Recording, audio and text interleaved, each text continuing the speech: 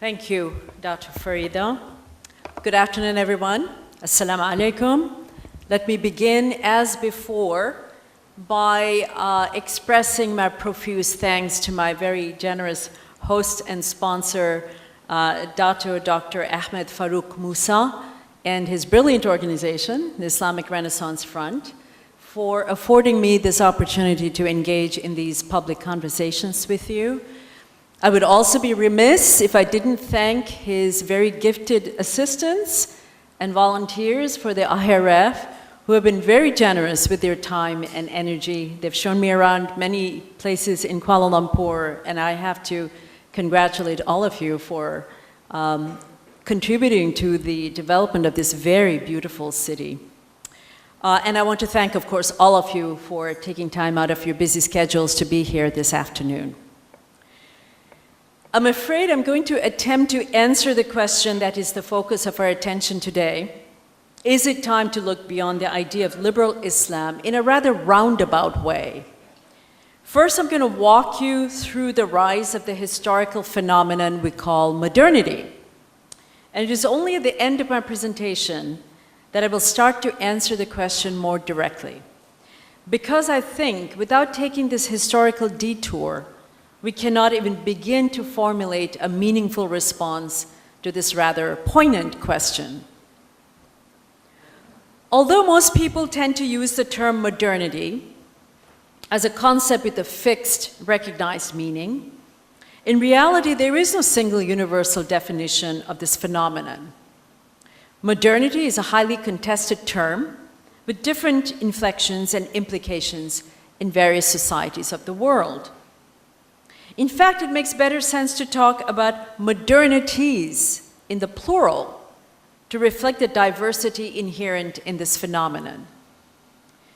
In the singular, the term modernity, drawing upon European political theory and history and sociological paradigms, is often used by social scientists in the Weberian positivist sense. Essential to this conception of modernity, from this perspective, are its two idealized components. First, rationalization is assumed to be emanating from 18th century European Enlightenment principles, and secularization, which is understood to mandate a clear division between church and state in the Western Christian context. If these traits constitute modernity, then their adoption is termed modernization.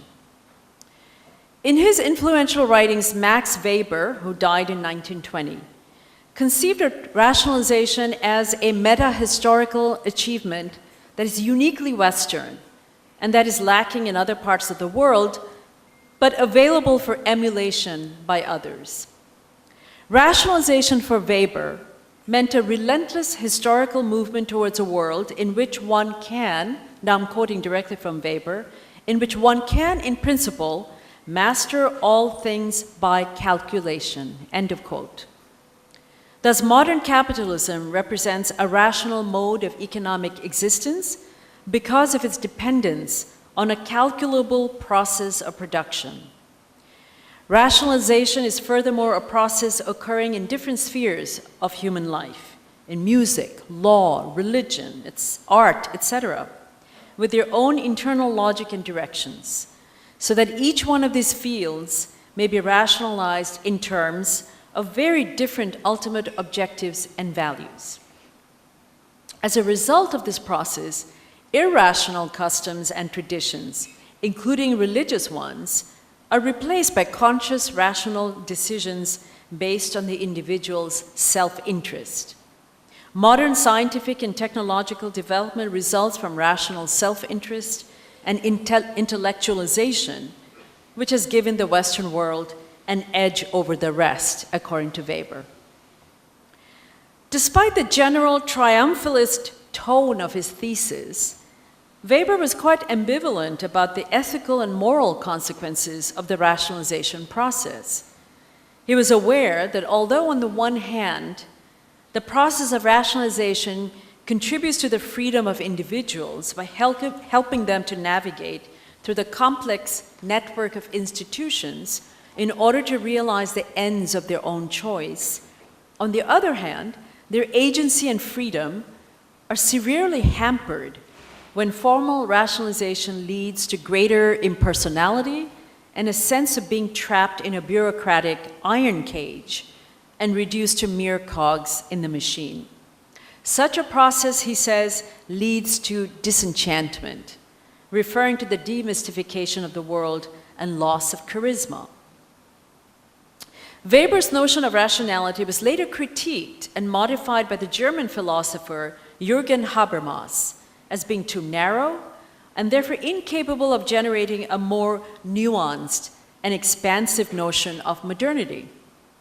This failing he attributed, at least in part, to Weber's specific invoking of the Protestant Christian context as the backdrop against which he developed his rationalization thesis. Habermas finds instead in rationality a medium for deliberation, communication, and solidarity, which allows him to develop concepts of democracy, civil society, and the public sphere, which do not occur in Weber's theory. Habermas's conception of the public sphere, divided into a political and literary sphere, has become very influential in the context of modernity and civil society. The political sphere allows rational discourse to be carried out on matters of public policy, while the literary sphere becomes the realm of cultural and aesthetic ideas and practices. It is the political public sphere which puts the state in touch with the needs of society, according to Habermas. As a consequence of the rational differentiation of the public sphere from the private, which allowed for a sharp division between church and state in the Western Christian context, secularization emerged as a sine qua non of the modern nation-state in Europe. This is another mandated feature of post-Enlightenment Western modernity that is then understood by its proponents to be universalizable, regardless of different historical trajectories and various political cultures in different parts of the world. It should be noted, however, that like modernity itself, secularism and secularization are also highly contested concepts with different inflections and meanings in different societies. Until not too long ago, the possibility of a global resurgence of religion would have been unthinkable in Western academic and intellectual circles. So rooted was the conviction that modernity and religion were bound to part ways, especially in the public political realm.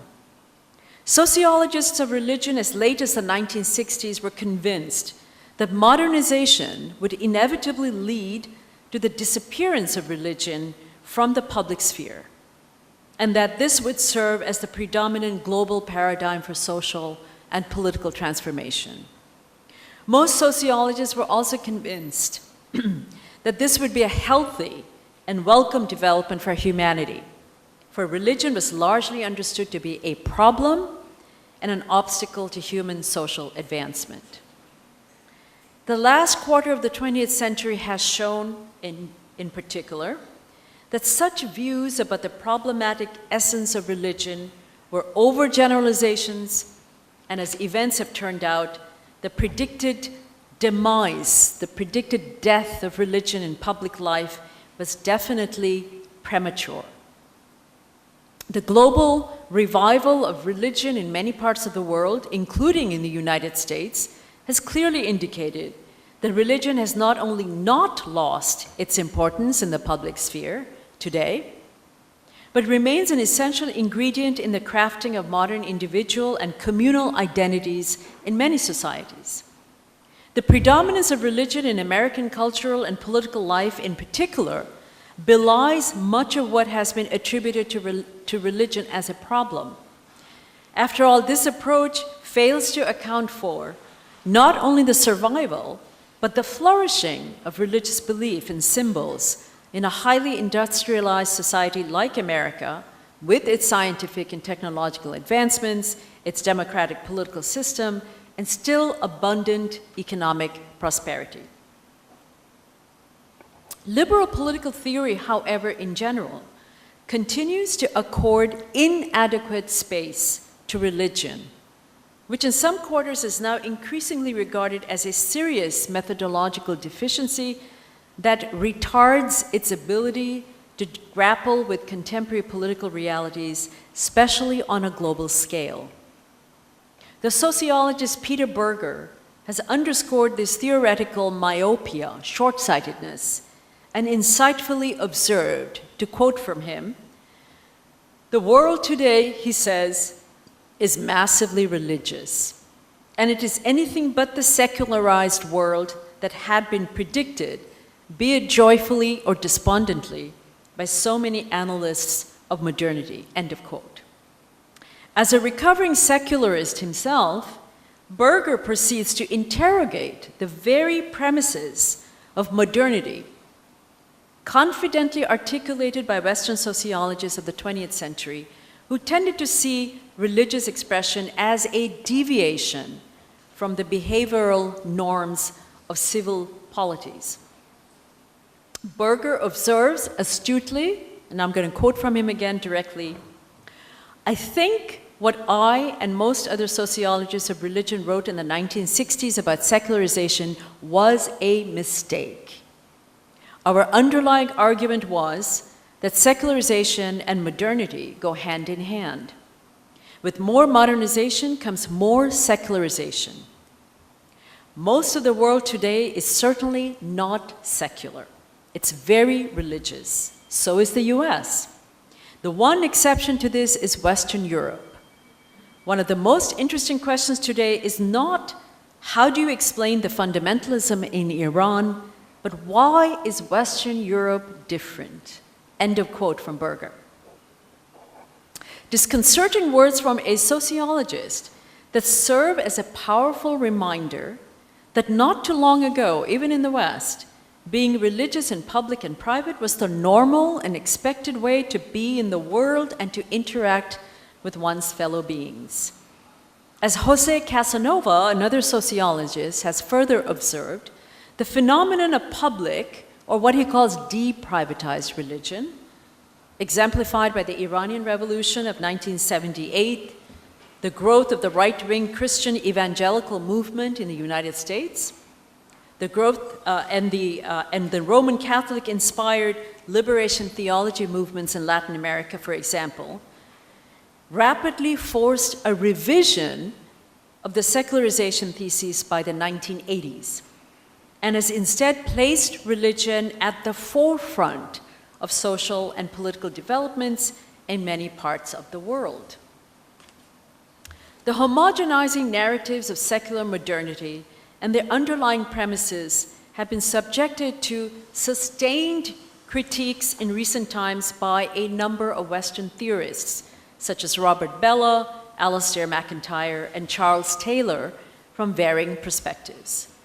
More recently, Habermas has coined the term post-secular society to signal the fact that religion has begun to play an increasingly prominent role in the Western public sphere, deeply influencing public debates on controversial issues such as environmental degradation, abortion, euthanasia, and reproductive rights.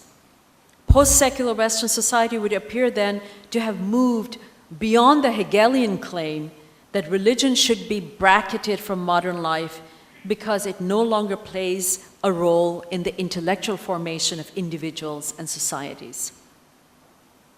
Resistance to the reinstatement of religion in public discourses, however, continues in many Western countries, especially at the popular level, and especially when it concerns Islam. As Tariq Maudud has observed, secularism is in flux in European countries, not least of all because substantial Muslim minorities who remain religiously observant pose a challenge to the dominant secular paradigms there. Islam, in fact, more than any other religion currently, tends to be singled out for essentializing stereotypes in a particular strain of contemporary Western discourse that Mahmoud Mahmadani has dubbed culture talk. According to the premise of this kind of culture talk, Muslims are inherently incapable of of creating and living within democratic polities, and of successfully adapting to modernity as conventionally defined. They're all embracing Sharia, which supposedly regulates all aspects of their lives, leaves very little room for creativity and innovation according to this particular strand of thinking. Mamadani observes, and here I'm quoting again directly from him, according to some, that is Muslim culture, seems to have no history, no politics, and no debates, so that all Muslims are just plain bad. According to others, there is a history, a politics, even debates, and there are good Muslims and bad Muslims. In both versions, history seems to have petrified into a lifeless custom of an antique people who inhabit antique lands. Or could it be that culture here stands for habit, for some kind of instinctive ability with rules that are inscribed in early founding texts, usually religious, and mummified in early artifacts, end of quote. Arguably, essentialism of this sort is a necessary component of the homogenizing discourse of secular Western modernity, for it serves as, again to quote Mamadani, the methodologically tempting sharp edge separating a view of civilization and modernity conceived as singular, and the counter view of civilization and modernity conceived as not only plural, but also as inherently open to contact, interaction, and exchange, however conflicted they be, end of quote. It is useful to remember that such essentializing stereotypes that confer a state of otherness on Muslims were similarly bestowed upon Catholics and Jews in an earlier period of American history. As the historian Roy Muttahida has noted, distrust of Catholics was endemic in 19th century Europe and America, based on their presumed anti-liberal views and inability to participate in a democratic society. Muttahida references the remarks of the distinguished American Protestant theologian Reinhold Niebuhr, in which the latter in 1944 bemoaned what he saw as the gap between the presuppositions of a free society and the inflexible authoritarianism of the Catholic religion. This is a quote from Niebuhr. Jews were similarly regarded as congenitally afflicted with bad citizenship skills on account of their religious identity, and thus ontologically incapable of assimilating into civilized society. In 1843, Bruno Bauer, a German Protestant theologian, commented, quoting, "Human rights are the result of education, and they can be possessed only by those who acquire and observe them. Can the Jew really possess them as long as he lives as a Jew in perpetual segregation from others, as long as he therefore must declare that the others are not really his fellow men? As long as he is a Jew, his Jewishness must be stronger in him than his humanity and keep him apart from non-Jews. He declares by his segregation that this, his Jewishness, is his true highest nature, which has to have precedence over his humanity," end of quote. Such attitudes towards Jews persisted at least until World War II in Europe and the United States, and displaced with great difficulty. The statement that I just quoted by Bauer, to imply a perpetual cultural warfare between Westerners and Jews, can be recycled to apply mutatis mutandis to Muslims in the West today. The rhetoric of bigotry can be dismayingly unoriginal and easily transferable to the next targeted group. The fear of Islam, and more broadly, the fear of religion and its outward expression, remains palpable in contemporary Western public spheres and evident in Western popular media. It even pervades the largely secular Western academy, where a general conviction exists that the study of religion should not make inroads into the curricula of the great educational institutions that only recently had sidelined it. This attitude has skewed the study of religion in the academy, even to the point of delegitimizing it as a proper field of inquiry in certain circles. Against the backdrop of, these contestations, the sociologist Shmuel Eisenstadt's conception of multiple modernities has received considerable attention as a much-needed corrective to the older construction of modernity based on an uncompromising secularism. Eisenstadt notes that the 20th century expectation that Western-style modernity would spread uniformly did not materialize because, first, key institutional features of society, especially economic, political, and family structures, are constituted in different ways in different societies and in different stages of their development. And second, the cultural dimensions of modernization are not intrinsically interlocked with the structural ones.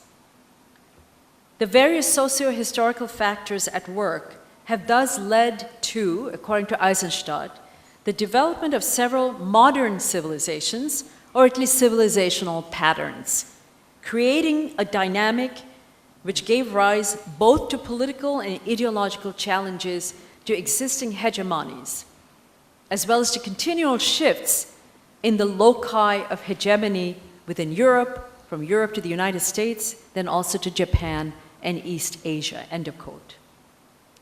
One of the most important consequences of the colonial, military, and economic encounters between Western and non-Western societies, notes Eisenstadt, was that it allowed elites and intellectuals in non-European nations to participate actively in the new modern, that is initially Western universal tradition, together with the selective rejection of many of its aspects and of Western control and hegemony. The new modern civilization became a site where non-Western actors could challenge its institutional realities and its fundamental premises and reconfigure them to accord with their own worldview and values. The term multiple modernities therefore clearly implies that modernity and Westernization are not identical, and that Western patterns of modernity are not the only authentic modernities. Eisenstadt's model of multiple modernities and its critique of the master narratives of secular modernity have been deepened by scholars from various disciplinary perspectives, particularly in relation to Islam and Muslim-majority societies. The influential anthropologist Talal Asad, for example, has written persuasive critiques of the Western project of secularism and its assumed universal and transferable character. The hermeneutics of asymmetrical power embedded in discourses of secularism has been skillfully analyzed by him, in the course of which he lays bare what he clearly regards as some of the disingenuous and parochial claims made on its behalf. For example, one of the persistent myths that has been circulated concerning the secular liberal state is that it is the most effective system to ward off conflict, particularly of the religious and ethno-nationalist type, and to promote a tolerant civil society. Asad disagrees. He states, and I quote, "The difficulty with secularism as a doctrine of war and peace in the world is not that it is European and therefore alien to the non-West, but that it is closely connected with the rise of a system of capitalist nation-states, mutually suspicious and grossly unequal in power and prosperity, each possessing a collective personality that is differently mediated and therefore differently guaranteed and threatened," end of quote. Secularism, Asad demonstrates, generates its own rigid orthodoxy and truth claims. Failure to acquiesce, to submit to them, invites retaliation and political marginalization. Today's concept of the secular, Asad notes, is part of a doctrine called secularism. Secularism doesn't simply insist that religious practice and belief be confined to a space where they cannot threaten political stability, or the liberties of the free-thinking citizens. Secularism builds on a particular conception of the world and of the problems generated by that world, end of quote. This potentially hegemonic nature of secularism has sought to assert itself as an endemic feature of Western-style modernity, eliciting in its wake pushback from those who do not take kindly to having it imposed upon them. The particular historical encounters of specific people with modernity and secularism understandably color their perspectives on both phenomena and create resistance toward homogenizing narratives that do not match their own experiences and lived realities. This is certainly true of the Islamic world, where in the context of the modern dynamics of political power, Muslim intellectuals and political activists frequently forge, as John Esposito has observed, a connection between the secularist doctrine developed in Europe and European colonial expansion in the Muslim world, with its legacy of non-democratic secular regimes in much of the Middle East and North Africa. And that was a direct quote from Esposito. The idealizing narratives about secularism as a liberatory doctrine that have taken root in most of the West, mainly Europe and North America, provide a striking contrast to the actual historical encounters of most Muslim peoples with forms of it that have brought in their wake political repression, cultural subjugation, and social instability. In this context, Khalid Abul Fadl's remarks are particularly appropriate when he states that secularism has become an unworkable and unhelpful symbolic construct. In the Muslim world, secularism has been normally associated with what is described as the Western intellectual invasion, both in the period of colonialism and post-colonialism. Furthermore, secularism has come to symbolize a misguided belief in the probity of rationalism and a sense of hostility to religion as a source of guidance in the public sphere, end of quote. The social and political circumstances in which Muslims are engaging the modern world is thus historically specific to them. Within the geographical swath commonly referred to as the Islamic world, there is considerable diversity in the ways in which Muslim-majority countries are negotiating the shoals, the problems, and the challenges of modernity. Without doubt, as ample evidence can be marshaled, religion remains as relevant as ever in the various projects of modernization undertaken by Muslims today. Ernest Gellner's observation 1993 still applies today. Let me quote from him. He said, "In the social sciences, one of the commonest theses is the secularization thesis, which runs as follows. Under conditions prevailing in industrial scientific society, the hold of religion over society and its people diminishes. By and large, this is true, but it is not completely true, for there is one major exception, Islam. In the last 100 years, the hold of Islam over Muslims has not diminished, but has rather increased. It is one striking counterexample to the secularization thesis," end of quote.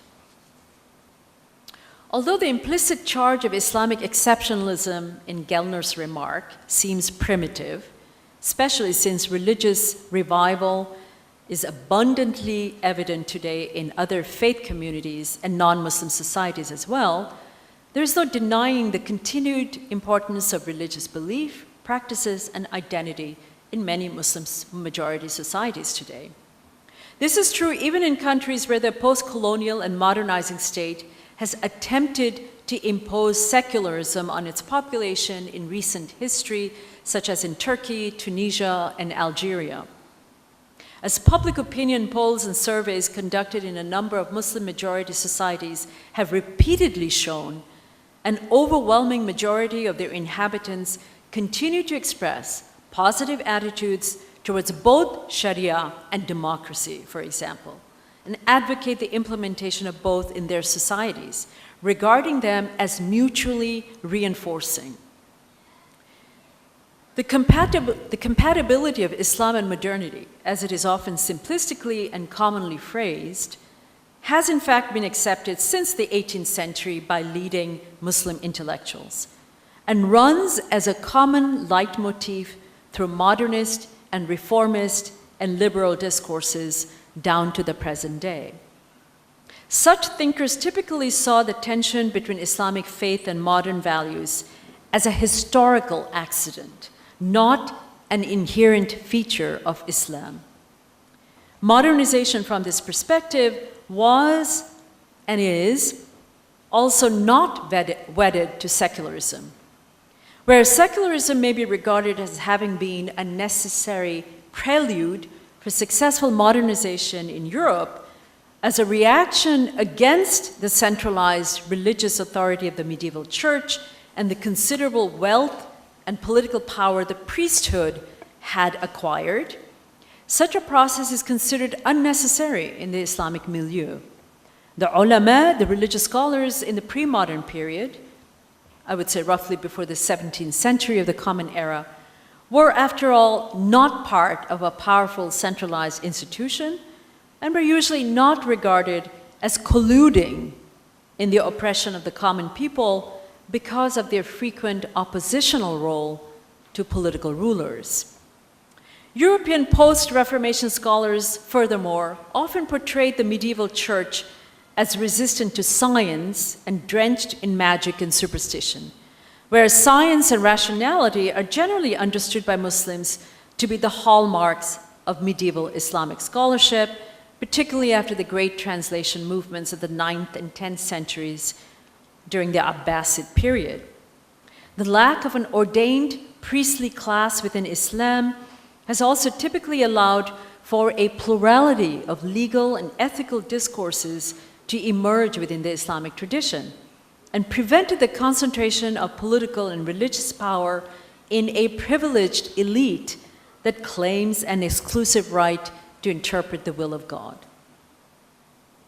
Tradition in the Islamic experience is therefore not to be approached as a frozen corpus of beliefs and rituals which replicate authoritarianism and embrace conformity.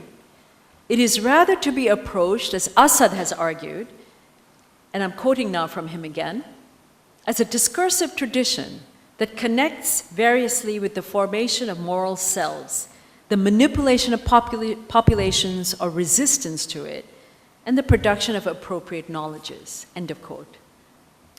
It is this specific anthropological understanding of Islam as a discursive tradition that allows for tradition and change to be meaningfully welded to one another in the context of modernity.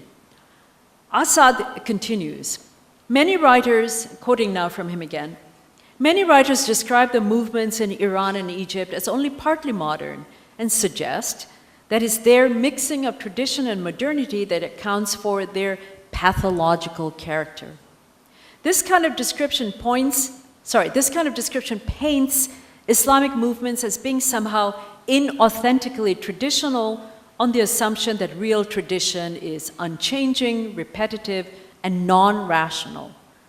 In this way, these movements cannot be understood on their own terms as being at once modern and traditional, both authentic and creative at the same time. The development of political religious movements ought to force people to rethink the uniquely Western model of secular modernity. One may want to challenge aspects of these movements, but this ought to be done on specific grounds. It won't do to measure everything by grand conceptions of authentic modernity, end of quote. Assad's insightful observations allow for culturally and historically specific modulations of modernity to emerge within Islamic milieus.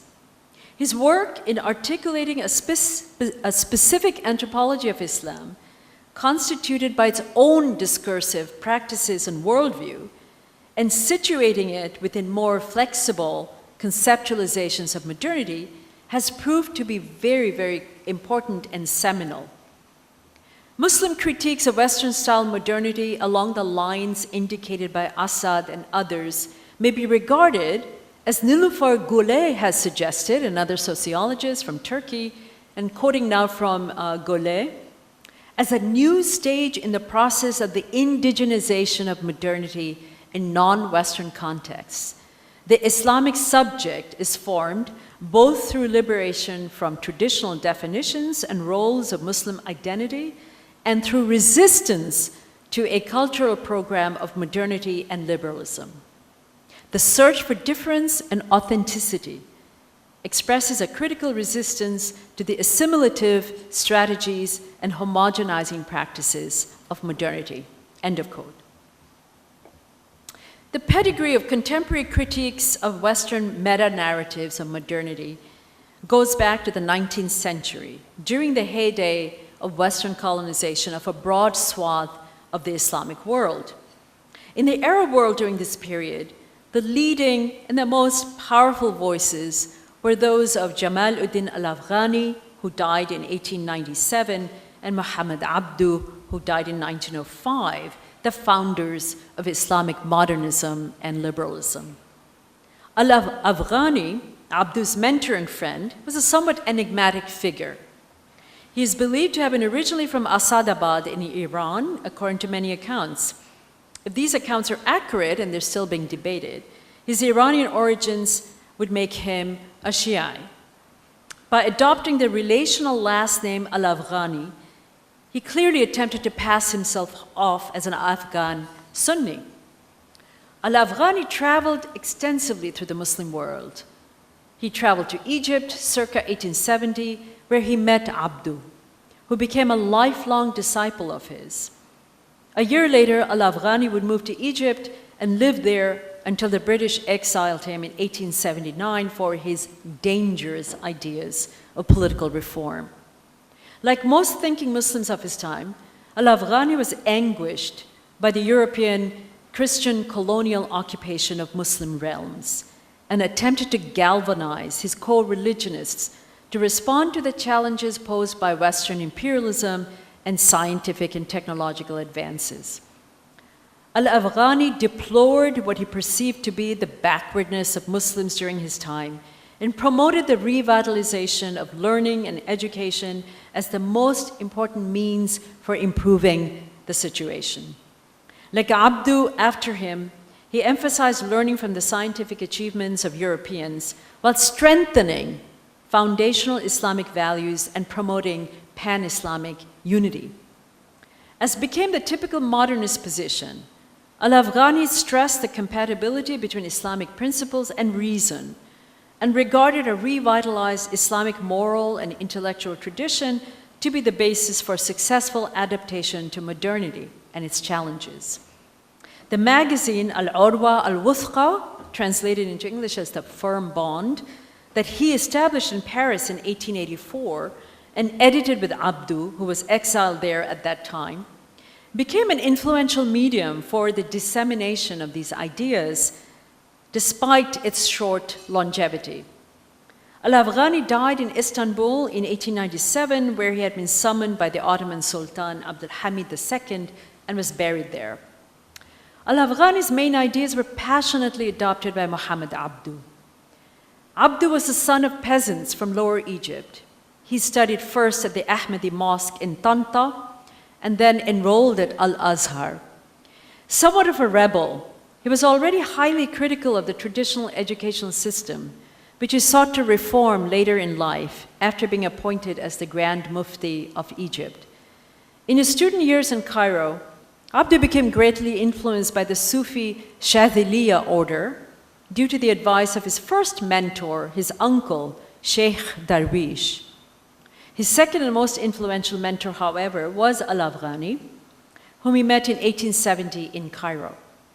Al-Afghani exposed Abdu to Muslim classical works in theology, mysticism, logic, philosophy, and astronomy, while being critical of traditional Islamic scholasticism.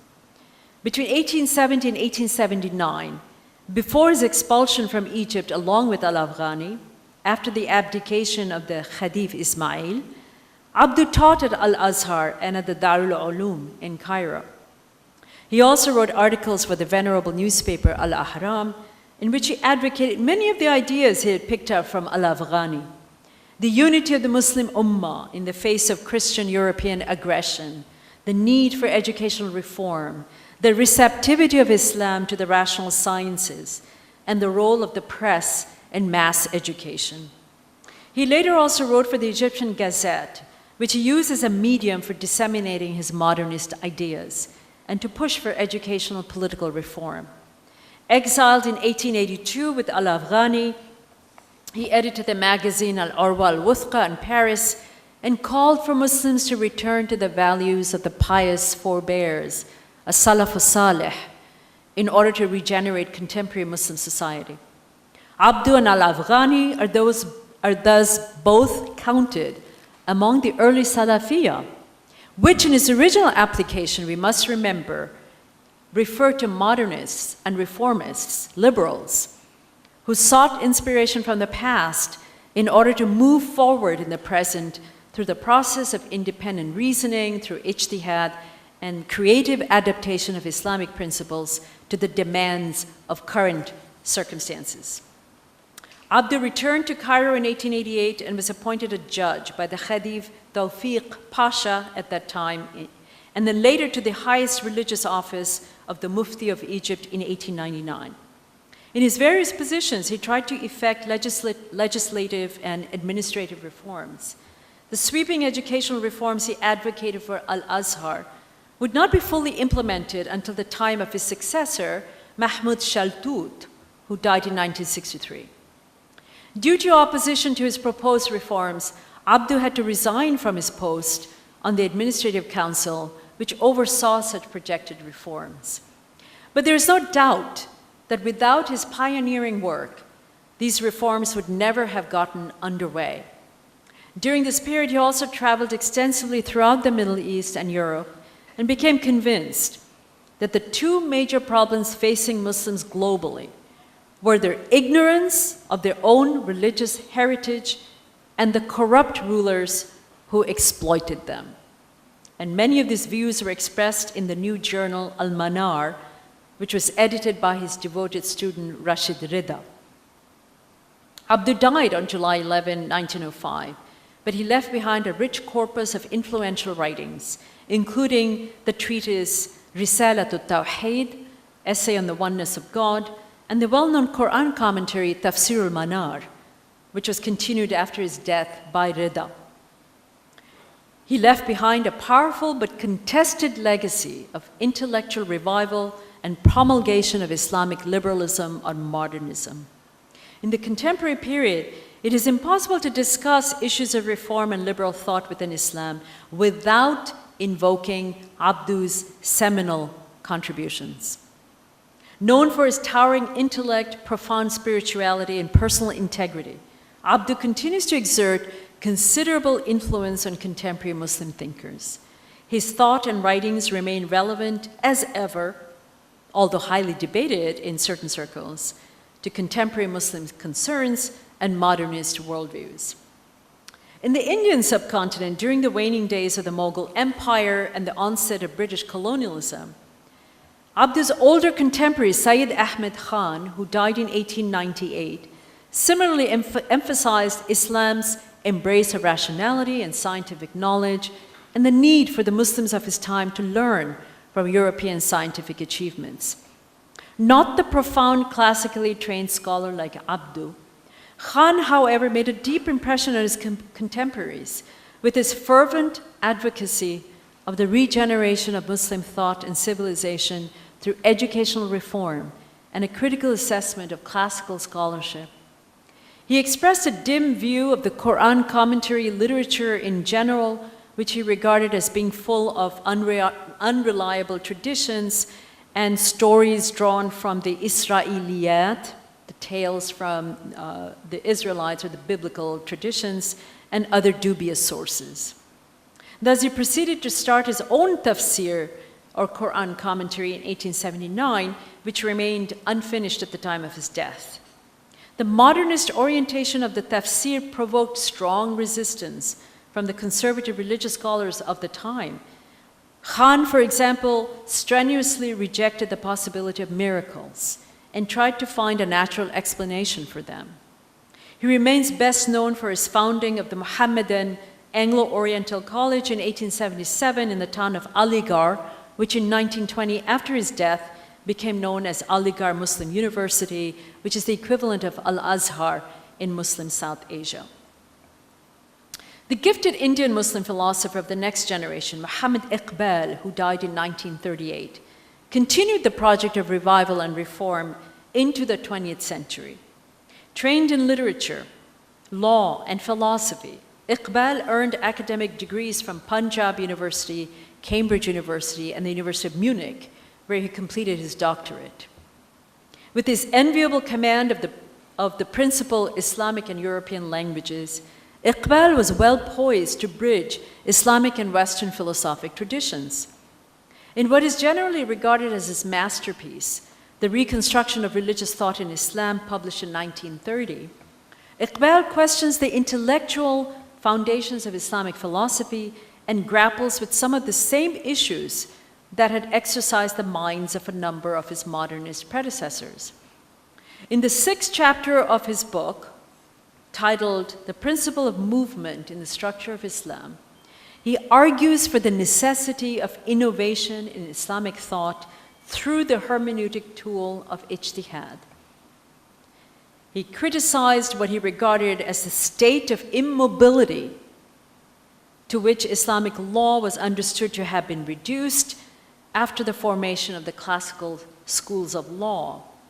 The Sharia, drawing upon the broad moral guidelines and principles of the Quran, was innately flexible, stated Iqbal, and adaptable to different historical and social circumstances.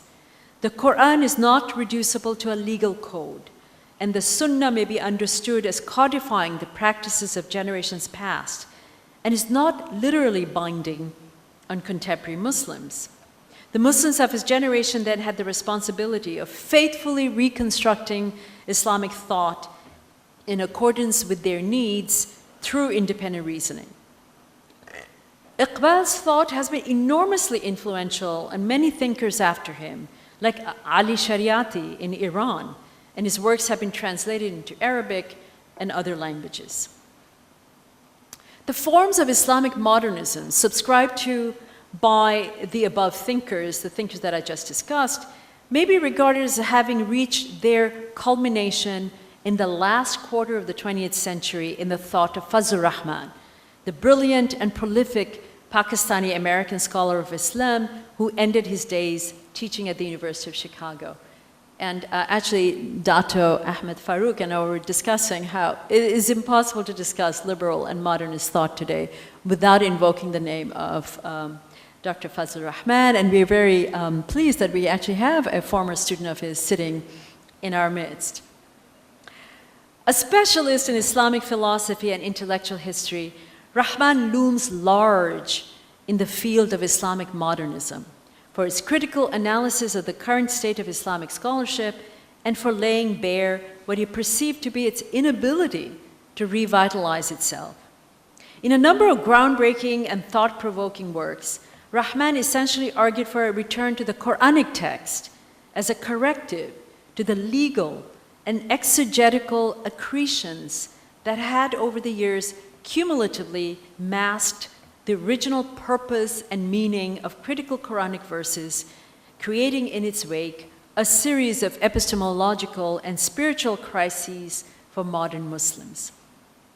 In his seminal work, Islam and Modernity, The Transformation of an Intellectual Tradition, Rahman tellingly remarked, quoting now from him, "The first essential step is for the Muslim to distinguish clearly between normative Islam and historical Islam." Please do reflect on the significance of this statement. It is critical for the Muslim to distinguish clearly between normative Islam and historical Islam. Furthermore, he said, a historical critique of theological developments in Islam is the first step towards a reconstruction of Islamic theology. This critique should reveal the extent of the dislocation between the worldview of the Quran and various schools of theological speculation in Islam and point the way to a new theology, end of quote. Rahman recognized the potential of the Quran to inaugurate endless social change and intellectual vitality when its text itself is the object of sustained study. Thus, he lamented, again now quoting from him, that a vibrant and revolutionary religious document like the Quran was buried under the debris of grammar and rhetoric. Ironically, the Quran was never taught by itself, most probably through the fear that a meaningful study of the Quran by itself might upset the status quo, not only educational and theological, but social as well. End of quote. The old interpretive methods in relation to the Quran were no longer sufficient or relevant, according to Rahman. The modern era required a new hermeneutics that would result in reinterpretations based on, as he described it, a reworking and restructuring of socio-moral principles that will form the basis for a viable social Islamic fabric in the 20th and 21st centuries.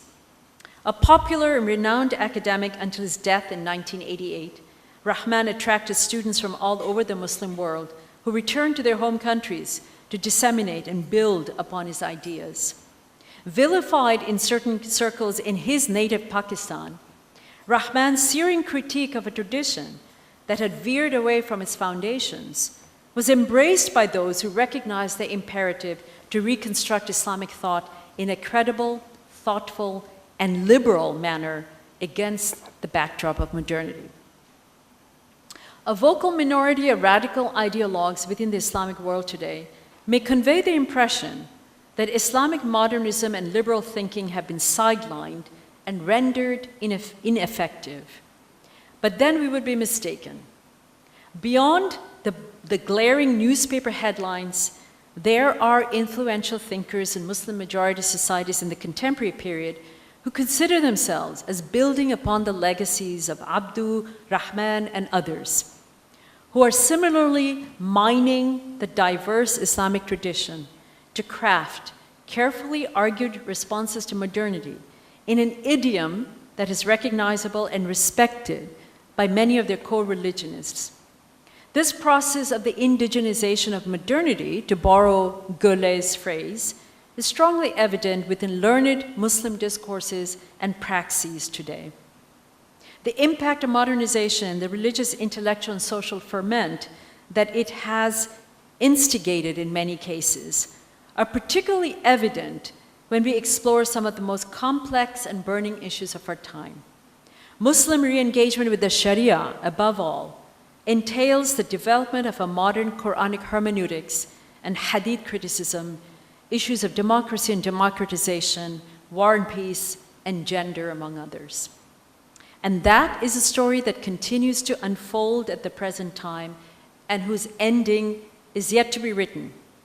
As far as I'm concerned, liberal Islam is well and alive, although under attack and has even gone into hiding in a number of Muslim-majority countries. But we certainly have not transcended it, nor should we. I say this very strongly, since I understand liberal Islam to be the result of the adoption and practice of genuine Islamic values and principles derived from the Quran and Sunnah, and inflected and interpreted for our own times, that constitute what Fazl Rahman called normative Islam.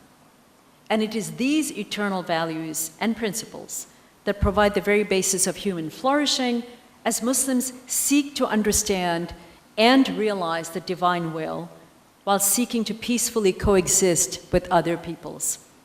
How can such a conception of liberal Islam possibly be outdated? Thank you very much.